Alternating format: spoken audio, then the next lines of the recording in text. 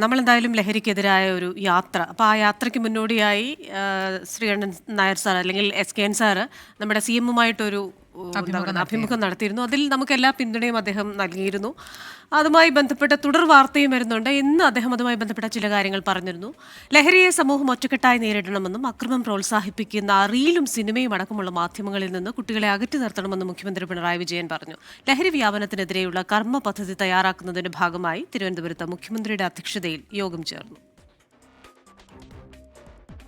കേരളത്തിലെ കുട്ടികളുടെയും യുവാക്കളുടെയും മാനസികാരോഗ്യം മെച്ചപ്പെടുത്തുക, അക്രമം, മയക്കുമരുന്ന് ഉപയോഗം തുടങ്ങിയ പ്രശ്നങ്ങൾ പ്രതിരോധിക്കുക, സുരക്ഷിതവും ആരോഗ്യകരവുമായ സാമൂഹിക അന്തരീക്ഷം സൃഷ്ടിക്കുക എന്നിവ ലക്ഷ്യം വെച്ചാണ് നിയമസഭാ ഹാളിൽ മുഖ്യമന്ത്രി യോഗം വിളിച്ചത്.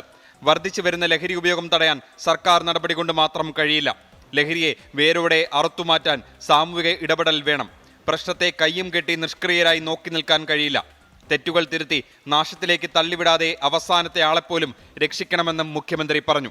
അവരെ നാശത്തിലേക്ക് തള്ളിവിടാതെ അവരിലെ അവസാനത്തെ ആളെപ്പോലും രക്ഷപ്പെടുത്തുക എന്ന ദൗത്യമാണ് നമുക്ക് ഏറ്റെടുക്കാനുള്ളത്. കുട്ടികൾ ലഹരിയിലേക്കും ആയുധങ്ങളിലേക്കും എത്തുന്ന സാഹചര്യം കണ്ടെത്തണം. മയക്കുമരുന്ന് മുതൽ അന്ധവിശ്വാസത്തിന്റെ ഓജോ ബോർഡുകൾ വരെ കുട്ടികളെ സ്വാധീനിക്കുന്നു. കുഞ്ഞു മനസ്സിൽ അന്യതാബോധമുണ്ടാകുന്നു.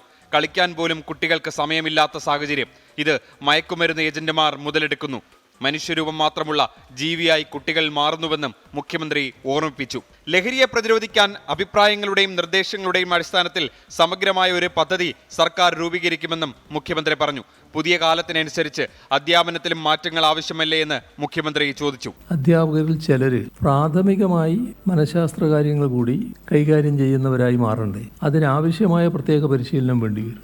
സമൂഹത്തിന്റെ വിവിധ മേഖലകളിലുള്ള നൂറുകണക്കിന് ആളുകൾ ലഹരിക്കെതിരായ യോഗത്തിൽ പങ്കെടുത്തു. യോഗത്തിൽ ഉയർന്നു വരുന്ന നിർദ്ദേശങ്ങളുടെ അടിസ്ഥാനത്തിൽ വിവിധ വകുപ്പുകളിലെ മന്ത്രിമാരുടെ കീഴിലായിരിക്കും സർക്കാർ ലഹരിക്കെതിരെ കർമ്മ പദ്ധതി തയ്യാറാക്കുക. 24 തിരുവനന്തപുരം.